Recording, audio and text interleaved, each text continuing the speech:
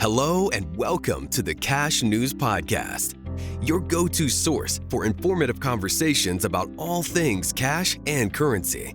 From cash security and payments technology to the cash supply chain, we're here to share insights on the issues shaping the world of cash today. Join your hosts, Tom Meehan, Shaun Ferrari, and Brad Moody as they dive into the latest trends, strategies, and technology. This is the Cash News Podcast. Now, here's Tom, Shaun, and Brad. Welcome all to this Cash News Podcast. We are joined today not only by Tom Meehan and Shaun Ferrari. Thank you, gentlemen, for going.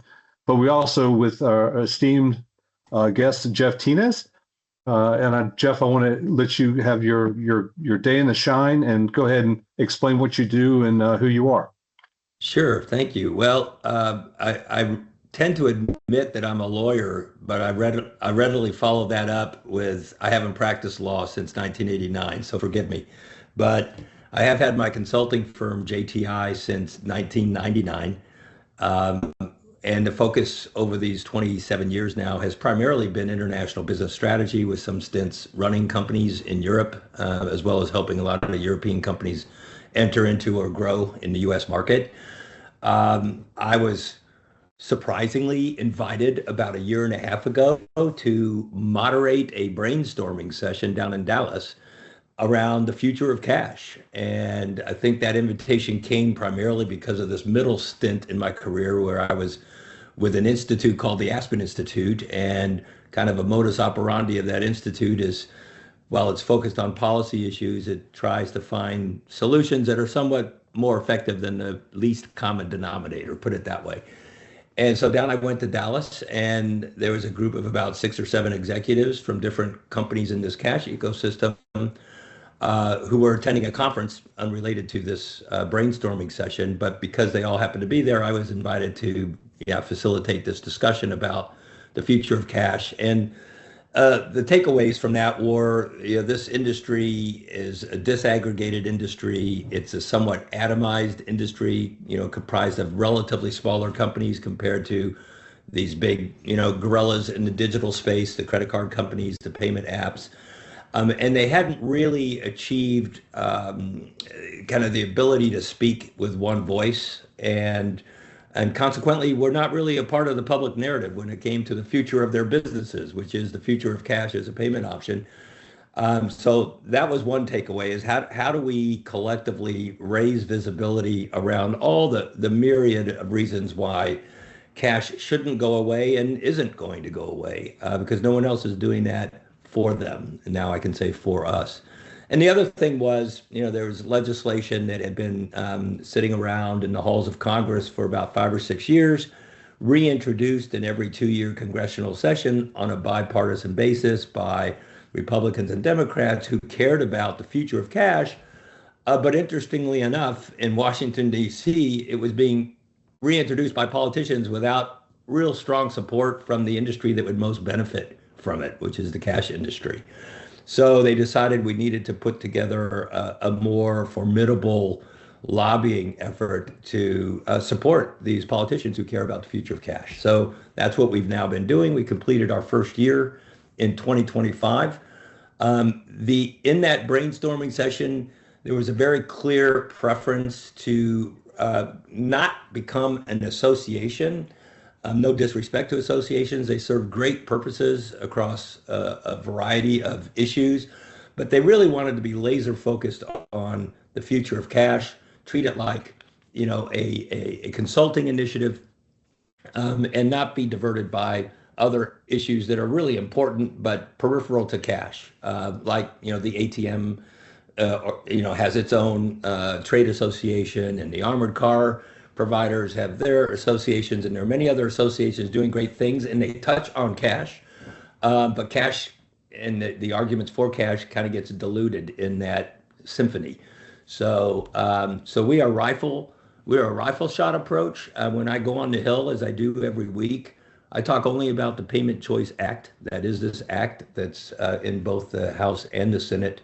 And our group of companies is 14 companies that represent a broad swath of the cash ecosystem, Control Tech being, one of the first and really most active participants in this coalition.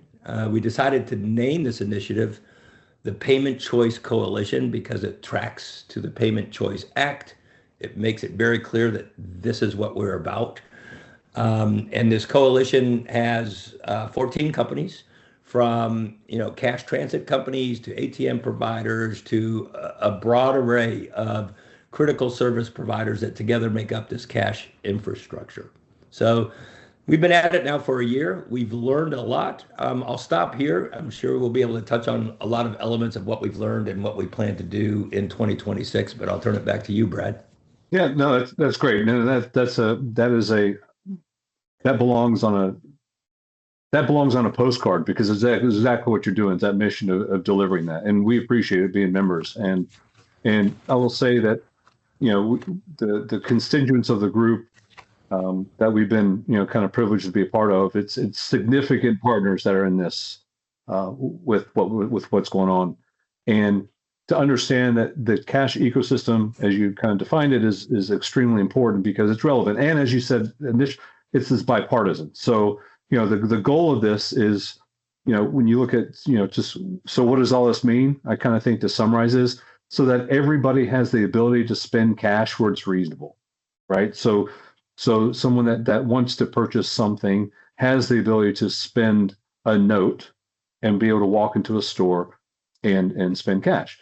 So a lot of folks are like, well, cash is dying, and we see that cash isn't necessarily dying, but it's being there's other payment methods. So I think that it's very smart in the Payments Choice Coalition, the words that's used there as well. So I know that, and I definitely don't want to steal your thunder, because you've been the champion of this.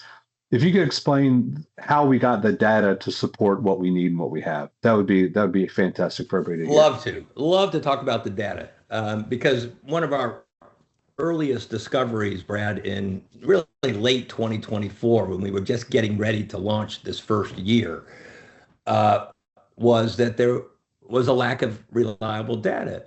And we're asking not only political leaders, but other leaders in the industry, whether they're in the cash industry or whether they are impacted by the cash industry, like retailers, credit unions, community banks. We're asking them for their support around what we all believed was, something that the general public demands, which is this right, as you refer to use cash in certain retail environments to purchase their basic necessities. But when we started, doing what you should do at the beginning of any project like this, which is go find data, we couldn't really find a lot of data. We found some data, and it was good, but it didn't go to the breadth and depth that we felt we should have in order to establish the level of credibility we needed in promoting the Payment Choice Act. So, for example, the Federal Reserve does a very good survey each year. I think they call it the Consumer Payments Diary. Thank you, the Consumer Payments Diary. But it's somewhat limited in its scope and in the process. Like during a few days in October, people who sign up to be on email survey panels receive this survey, fill it out, and send it back. And kind of the key element or foundation for that survey is to find out how much cash they had at the beginning of the day in their wallets, and how much cash they had at the end of the day, and what happened to it, and what other payment means were they using during those days of the survey. And again, there are certain perspectives that come out of that, certain highlights and material that we can rely on. But these people are, generally on many, many different survey panels. You never really know how serious they're taking these questions. So we wanted to go out and find out what it would cost and how much time it would take to have a leading research institute actually conduct a nationwide, deep down, multi-wave, multifaceted, multi-demographic survey. So we did suss out about 6 of the top survey institutions. We landed on, as you mentioned earlier, Siena Research Institute, which is associated with the Siena University, and which ticked all the boxes in terms of the highest possible rankings for quality, for nonpartisanship, for their experience in these types of issues that sit at the nexus of public policy and the market and consumer behaviors, for example. So we selected them. The coalition partners ponied up a significant sum of money to do this right. And over about a 9-month period, a 3-wave survey was conducted in English and Spanish, all verbal, right? So random phone calls to people, establishing then the demographic profiles of those who were willing to take this 15 to 18-minute phone survey. And the results were, in some respects, truly mind-blowing. I would say myth-busting, if you will. Okay. I mean, for example, who would read in your kind of general press that 68% of Americans plan to use the same amount or more cash in the next 5 years than they use today, right? Or who would imagine that over 75% of people who self-identify as cashless, which in the interview would be defined to them as you hardly ever or never use cash in retail environments, 75% would say we should always retain cash as a payment option. 94% would say, we must have cash for national security reasons, and on and on. And as this survey was designed, we kind of gathered some high level perspectives on cash, but we eventually got down to details around legislation and asking for their attitudes and thoughts on legislation. And the language of the Payment Choice Act was used in describing, for example, would you support legislation that requires brick and mortar retailers to accept cash? Right. Very clear. 88% of Republicans, 84% of Democrats said yes, right? So we're able to take that data, onto the Hill, as we do every week, and share that and show these political decision makers you really don't have, any serious political risk in supporting the Payment Choice Act, which may explain why at the federal level, but also at several state and even local levels where similar legislation has already been passed or has been proposed, it is virtually always done with bipartisan support, right? So there you have it. So of that survey, and I asked this question knowing the answer-ish. So, everyone's talking about cash is going away, but from what I remember in the survey, but most people said, yeah, but we still need to have cash as an option. Is that accurate? It was in the really high 80s, low 90s, right? That's right. That's right. It's about 85% who say we should always have cash as a fallback option. And those numbers go up. Oh, go ahead. Is that 85% based on the demographic of age, or is that the cumulative all numbers? That's cumulative, but also one of the things that we committed to do from the start, by the way, so before we had the results of this survey, we committed to make the entire survey available to anyone who wants it, so that we can also not be accused of cherry picking the data. Anyone could go to the Siena website or the paymentchoicecoalition.com website and have all the cross tabulations, all the questions. There are 3 different parts to the questions, kind of attitudes and opinions about payment methods. The second one, I can't remember how we titled it. The third one was really about legislation. It's all there. Everybody can see it. And you're right, 85% or maybe even a slightly higher percentage just see no reason to abolish cash as a payment option. Yeah. So have you found any, because I know a couple of the events that we've been to, that you've got a good showing of Congress, right? Which is an important feature. Yeah. Yes. And from my behavior that I've seen there, talking with everybody and just being interacting with everyone, it almost seems like this is a no-brainer. So what are some of the obstacles that are like, why isn't this a thing? I guess is the like, or what needs to happen? What's next? I guess is the behavior there, right? And what do we need to do? Yeah, so we're picking away at that on a weekly basis, and I think the answer comes in two parts. One part is, notwithstanding this, very reliable data that we now have, a lot of people are not aware of it. And as I mentioned at the outset, the cash industry as such hasn't really been a part of the public narrative. So these facts that I just shared with you from this survey are not generally well known. One. So when, people, for example, on the Hill who prefer to not mandate, to not legislate if they don't have to. They prefer, for example, to let the market run its course and let the market decide. Their natural reaction to any legislation like this that would require a certain segment of society, in this case retailers, to accept cash, they say, well, why can't we just let the market decide, right? And that leads to pretty much a two-part discussion with me. One part is, it's too late.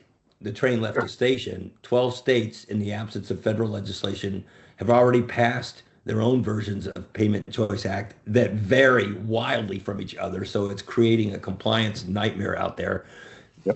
Dissimilar dollar thresholds where it kicks in, totally different penalties, different enforcement mechanisms, different reporting mechanisms, different cure periods. I mean, it's becoming a mess, even though in almost all cases, they've also been proposed on a bipartisan basis. So that's at least one common denominator.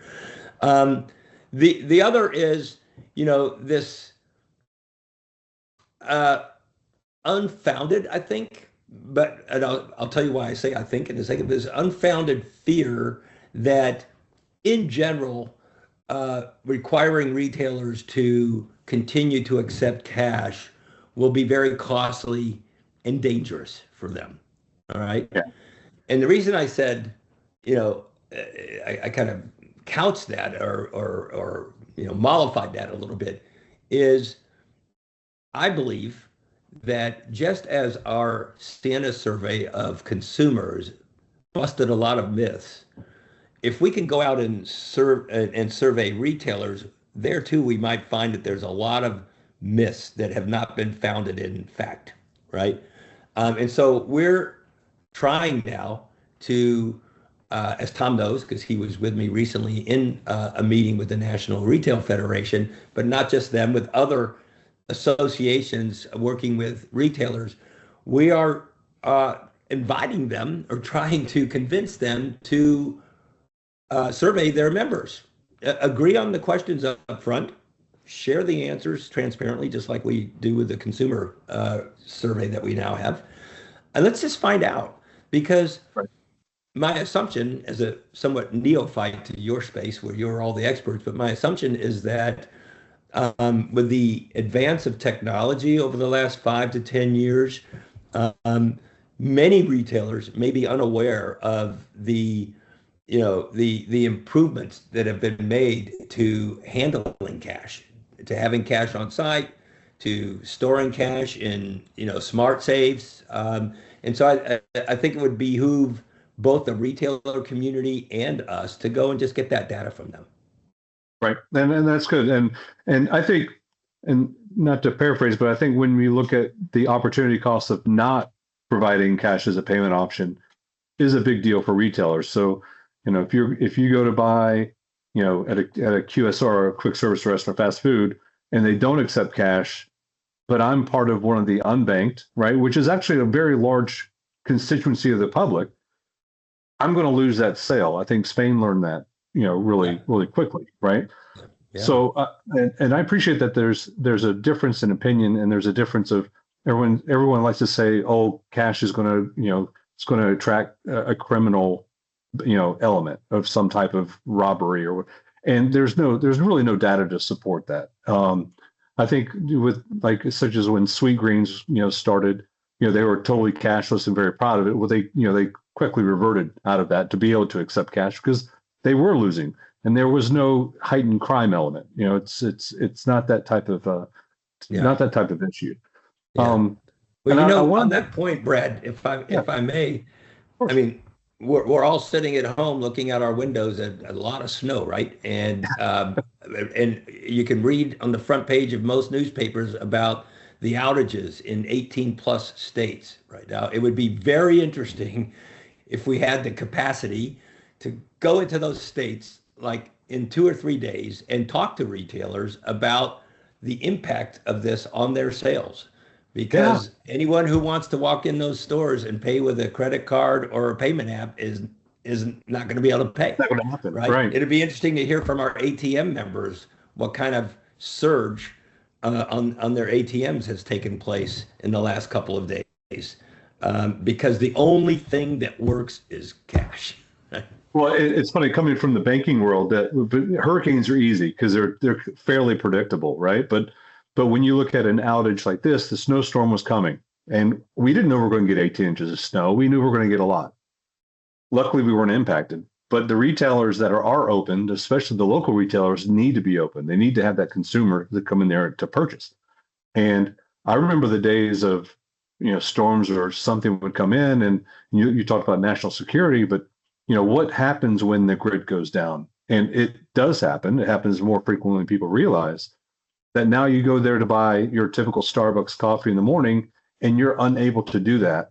And not only unable to do it, but the people across the counter don't know what to do with that money, right? And it's an interesting life skill that's actually being, I think, diluted. And I think that's an important feature. Jay Sawarski's book, I think was classic in saying everybody should use cash muscle memory at least once a week.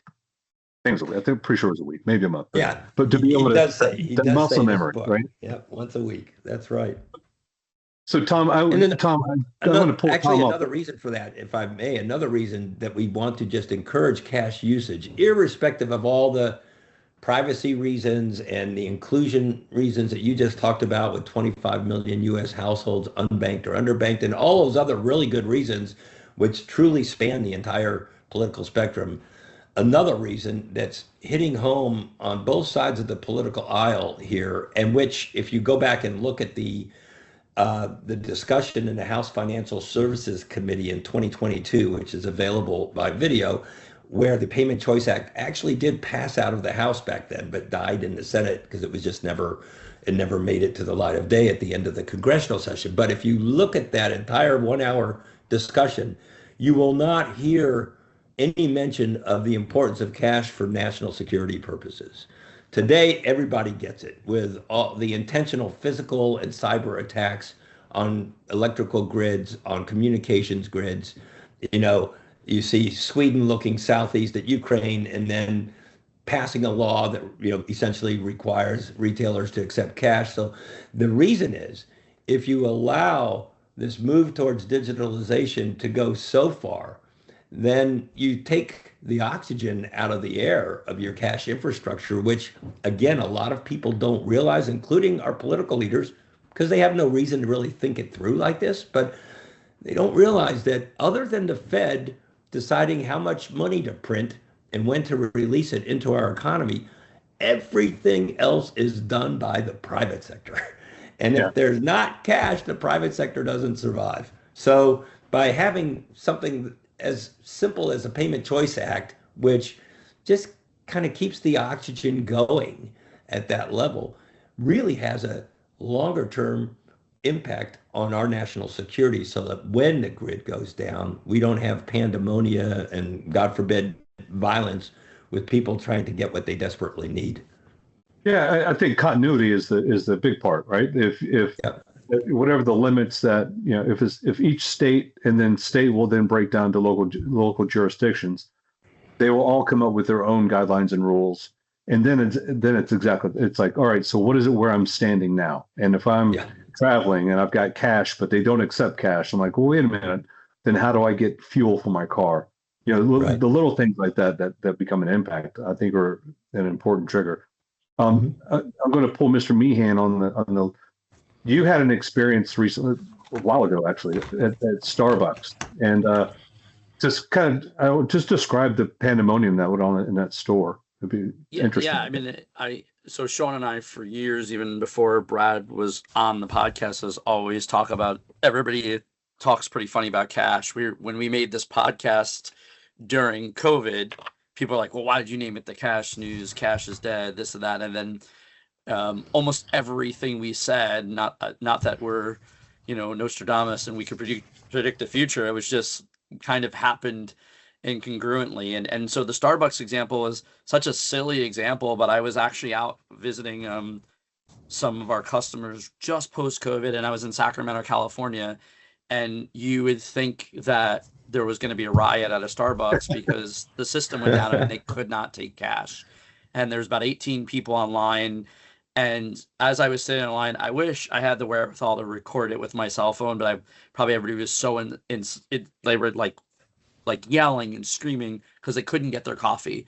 And I thought to myself, man, if we could do a live podcast here of what occurred. And actually, there was one person, and it was, I always have some cash with me, not because of this, just because of an emergency. I travel so much. And I think I had like $35. And there was this person who was like almost in tears.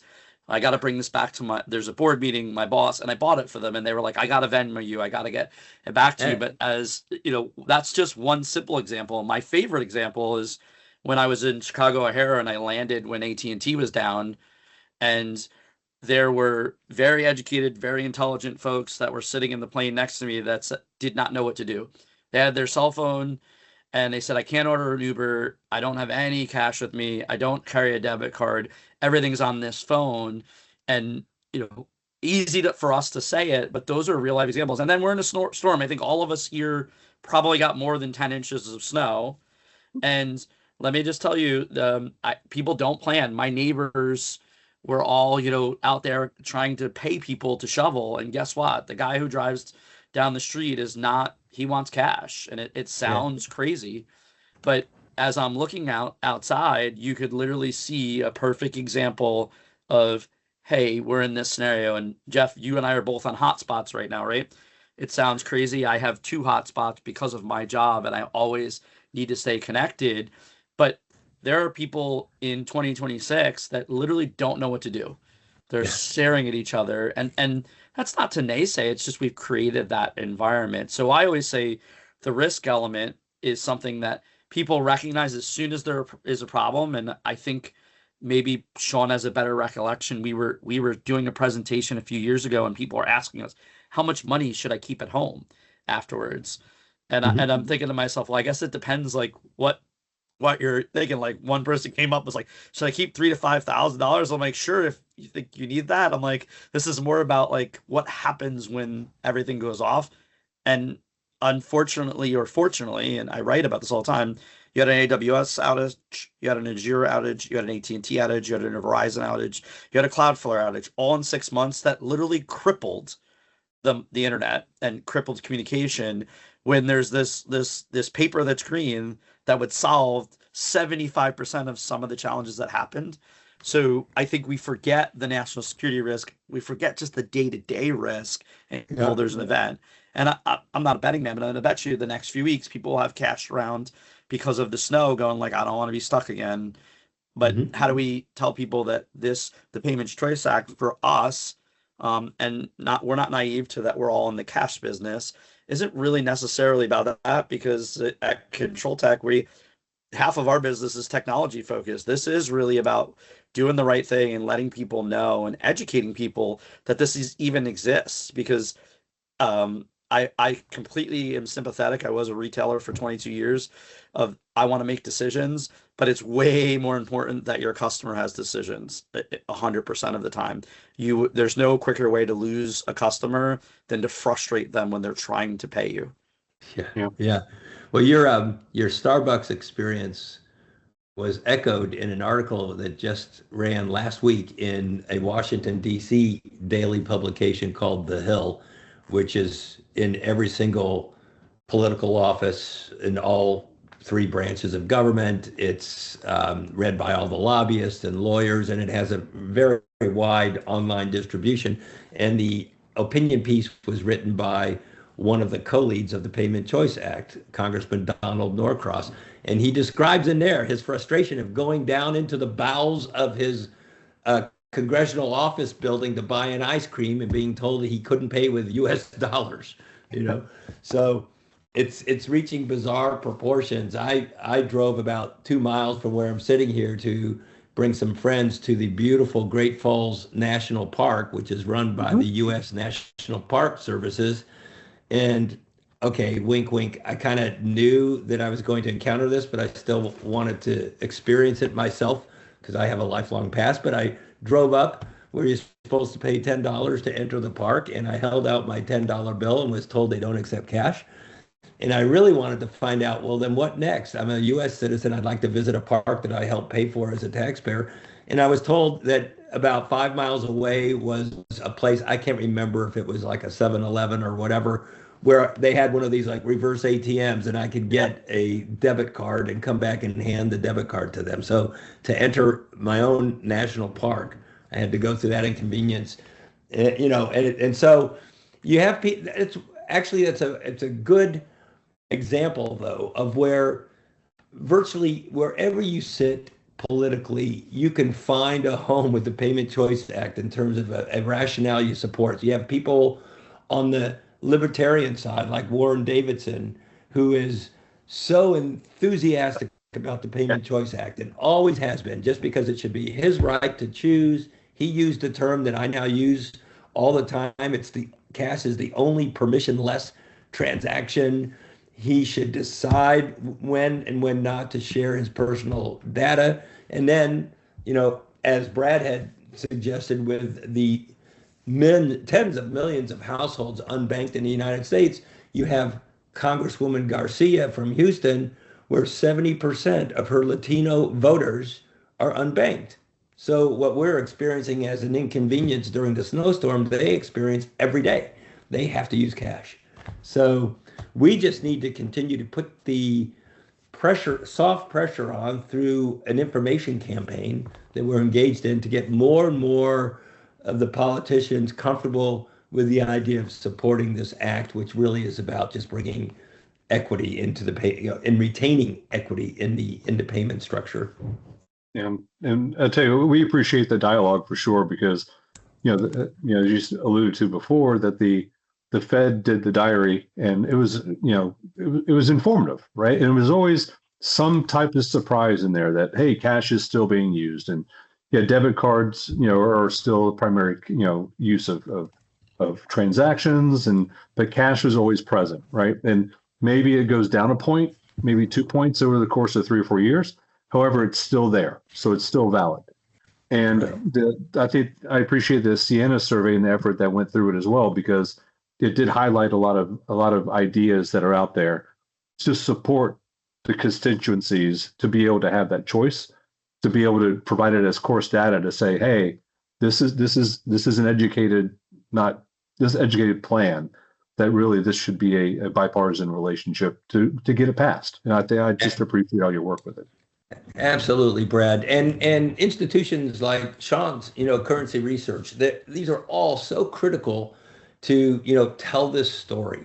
And Shaun, you've been at it longer than I. I mean, it's kind of surprising, I think, in a way, that the story is not understood. And as Congressman Rose, one of the co-leads in the House, and Senator Kramer, one of the co-leads in the Senate, said at a dinner that we hosted last September, like, where have you been? Where has the cash industry been? And they do believe that, there's a window of opportunity that is open, but it's going to take a concerted effort by currency research, by the ATM, associations, the cash in transit associations, everybody locking arms, because we don't have, the hundreds of millions of dollars to sponsor the Olympics and FIFA that, the digital options have at their disposal. So we need to collectively, tell this story wherever we can and as often as we can. That's great. Well, we hope that we are given a little bit of a platform that's out there to kind of help promote this for sure.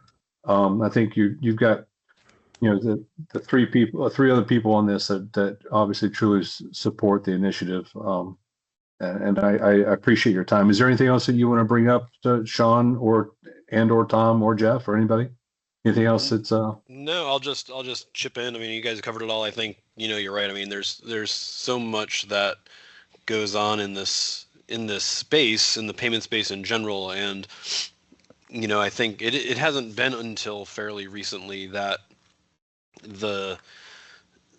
there's been kind of that need to say, okay, we're reaching a point in some countries. We look at it from a slightly international standpoint where, there hasn't been a need until people had the capability to say, well, there are these digital options, and some governments decided, okay, yeah, we want to push towards those for whether it's cost efficiency or just ways they want to operate in the future, that we started seeing, oh, wait, there are negative consequences to society when we push too far down that cash road, and you get to that minimum level of usage where the rest of the industry starts to back off and say, we don't want to be a part of it anymore because it's too expensive to handle. And then you start having supply challenges and what have you. So I think, that's one of the reasons why until the past, I don't know, many years at this point, but in the scheme of payments, relatively short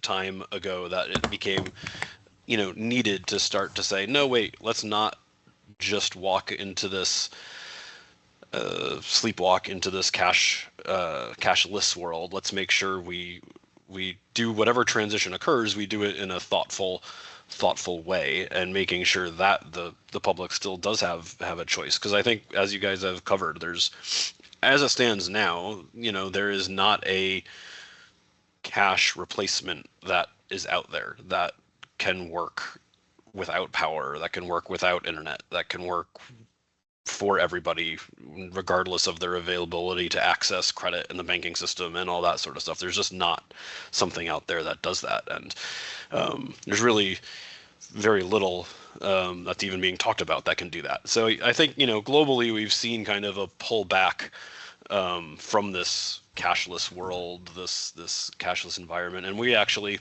just released a survey ourselves to central banks in the developing world to try to get some data together to say, what are you all seeing in terms of your cash usage?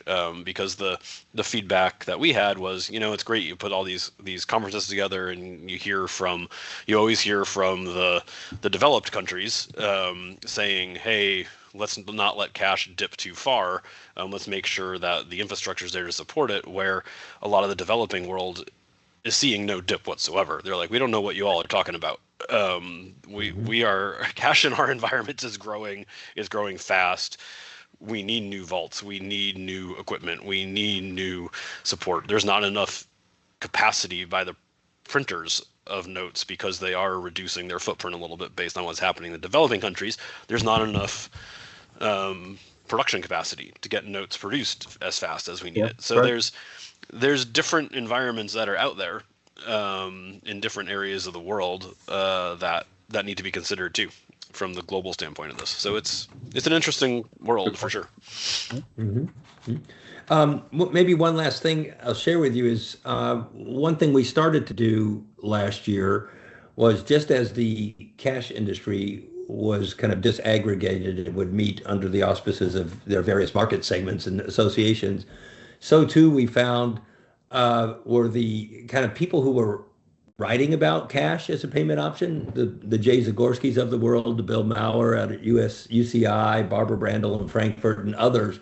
So we started a kind of virtual quarterly, what we call PCCEE, so the Payment Choice Coalition Expert Exchange. And we have like one guest speaker. It's a 1 hour Zoom. We do it noon Eastern time so we can get the Europeans and the Californians in. And we just landed on who our next guest speaker will be. It'll be Dr. Pitters. She is in the process of doing a study on the cost of cash. And this is one of the things that we're kind of dumbfounded by, and we need to have better research on this because it comes up, in the conversations, and we don't have a really good answer today what the cost of handling cash is for a retailer, especially relative to the other options. So March 12th, we'll be hosting the next Payment Choice Coalition Expert Exchange, and would love it if you guys could participate in that. Well, I'll tell you, and the non-bias cost of transportation of cash, because that's, I think, is going to be a totally different inflated value when you look there. It's not the best interest of the movement and the production of cash and storage and counting it, verifying it, auditing it. They're going to inflate the cost to make it more attractive on the digital side for sure. So I appreciate the study. Sure. Good. All right. Well, thank you for inviting me to your podcast. I'm delighted to be able to speak on behalf of our coalition companies, and wish you all the best in continuing these and getting the word out there. Thank you for the partnership, and we'll be talking shortly. I appreciate it. All right. Great. All right. Bye-bye. Thank you. Have a good one. Stay warm. Thanks. Take care. All right. Bye-bye. Thanks for listening to the Cash News Podcast. We hope you found this episode insightful. Don't forget to like and review us on iTunes, Spotify, Stitcher, or wherever you listen to your podcast. Follow us on LinkedIn and Twitter, and be sure to visit us at thecashnews.com to stay up to date with the latest on the world of cash. Thanks again for listening to the Cash News Podcast.